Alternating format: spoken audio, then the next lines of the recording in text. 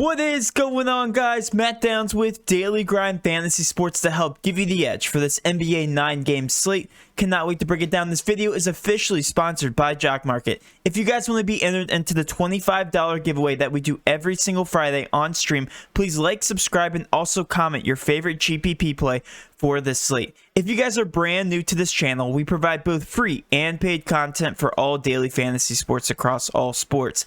If you could please show your support by hitting that subscribe button, notification bell, and of course smashing that like button for all of our future NBA content. If you would like to know more about becoming a better DFS player and taking down that big GPP, head over to www.patreon.com/dgfantasy for more information.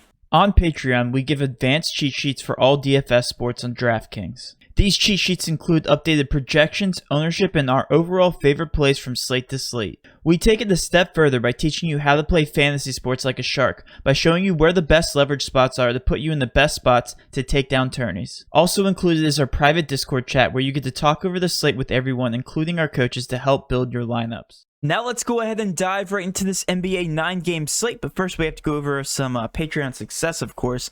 We had a near takedown, $24 and a $500 last night on DraftKings. This was actually $100K the first, so this was a huge drop-off. Got really close in the top, I'd say 1% here. So hats off to this Patreon user. We had another close takedown in Call of Duty yesterday. Second place, $500 winner. We also had some super draft success here, $4 into $8.30 into $75, and then winning the free contest there on super draft. And then last but not least, we had some CSGO success and also some more League of Legends success, something we also provide on Patreon.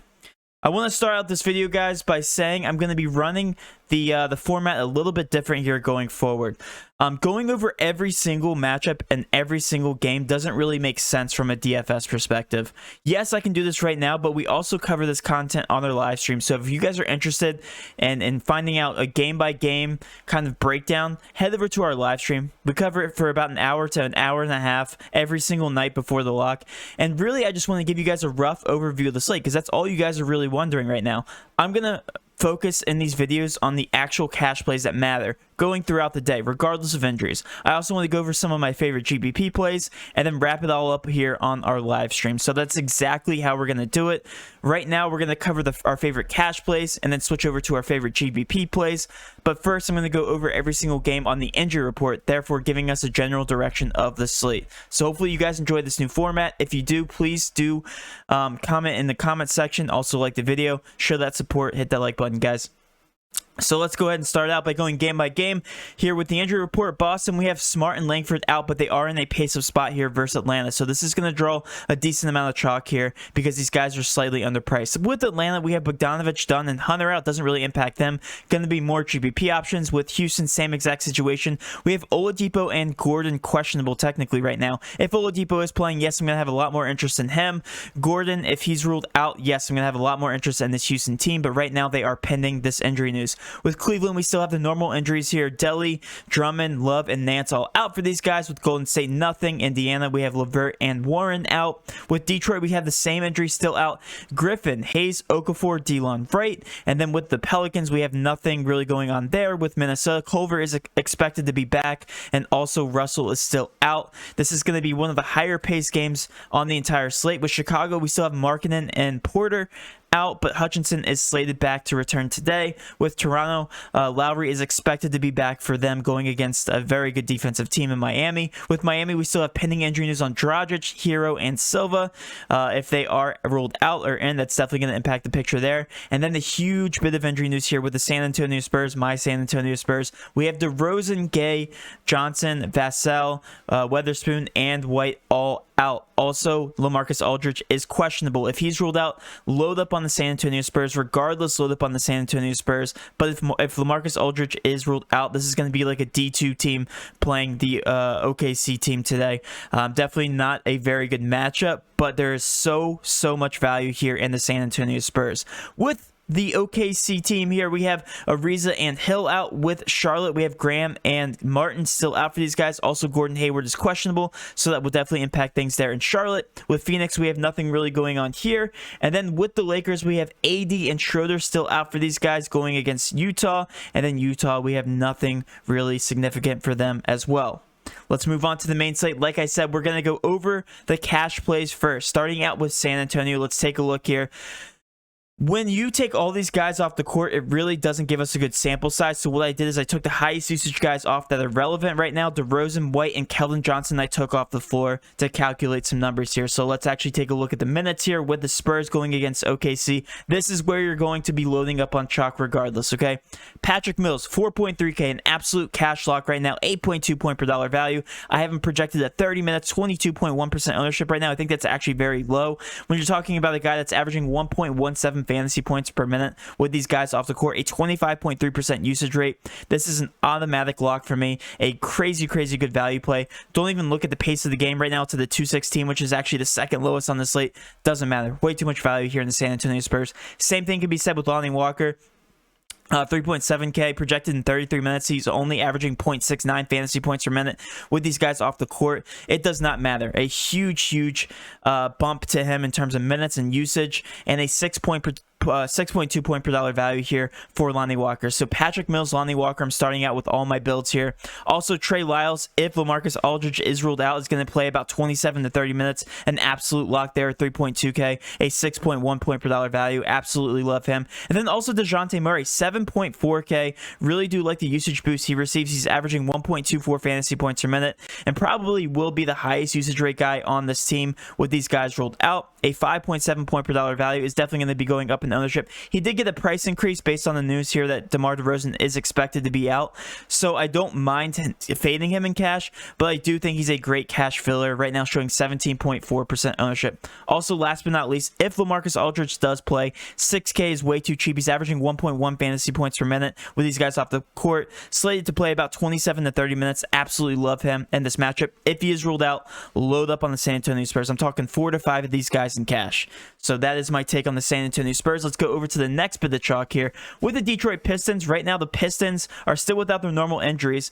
However, we don't know really what's going on here with the point guard picture, because right now, Dennis Smith is starting 1.01 fantasy points per minute, and his price tag is actually pretty darn low. So if we actually take a look here, Dennis Smith at 4.4K, 1.01 fantasy points per minute, you think that would be the obvious play. However, that hasn't been the case. Once he has started, Saben Lee has seen more minutes throughout the game. So he played 33 and 29 minutes in the past two contests with these exact injuries off the court. Did get a slight price boost here, 3.8K.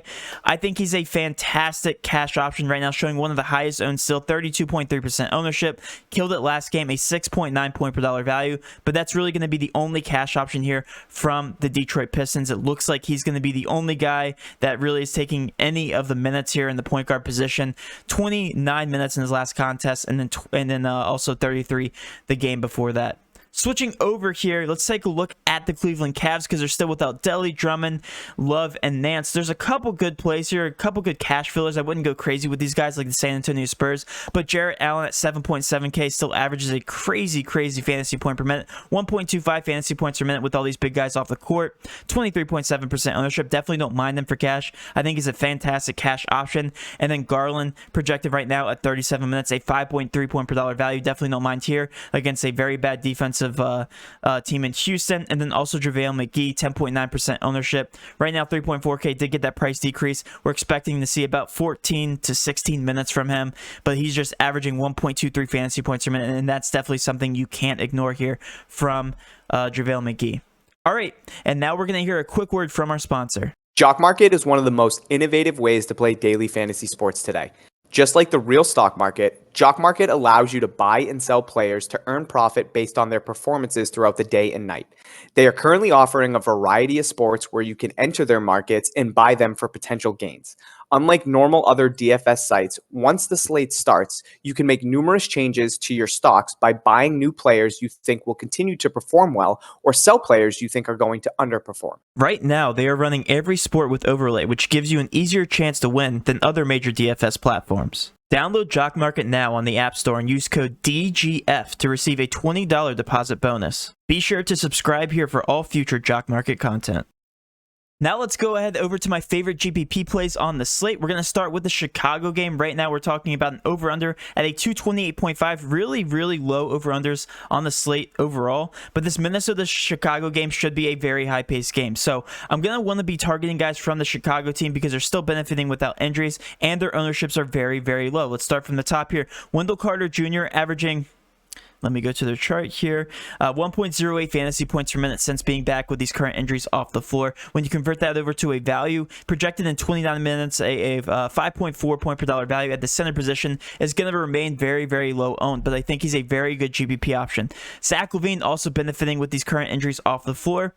He is averaging 1.42 fantasy points per minute with these guys off the floor in 36 minutes. Just got selected for the All-Star game. 9.6K. This price tag is going to scare off a lot of people. However, he only played 32 minutes in his last matchup. We're used to seeing him play 35 plus minutes in every single one. However, that matchup wasn't that close, so he played 32 minutes. In this contest, we're expecting to be a relatively competitive matchup here.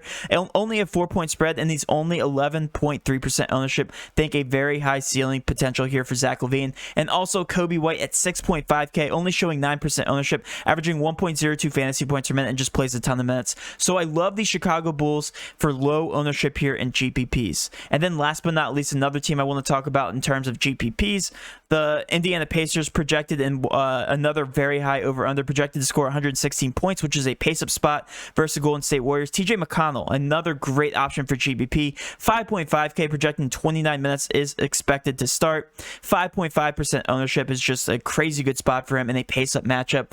Miles Turner, another great play. 6.1K, 30 minutes, and then 8.7% ownership, a 5.4 point per dollar value. And then last but not least, I want to talk about Brogdon and Sabonis. Pick one or the other. Sabonis' price tag is just crazy high, so it's going to keep his ownership low, 8.1% ownership, but an absolute smash spot for Sabonis and a great matchup here versus the Golden State Warriors with a depleted big man picture down low. And that will wrap up my video, guys. Hopefully you like this new format. If you did, please do let me know in the comment section. Please like, subscribe, and also subscribe to this channel if you haven't already. With all that being said, have a great rest of your day, and let's cash.